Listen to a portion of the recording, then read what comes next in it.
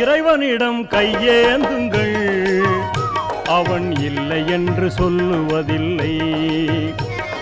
பொறுமையுடன் கேட்டு பாருங்கள், அவன் பொக்கிஷத்தை மூடுவதில்லை. இறைவனிடம் கையேந்துங்கள், அவன் இல்லை என்று சொல்லுவதில்லை.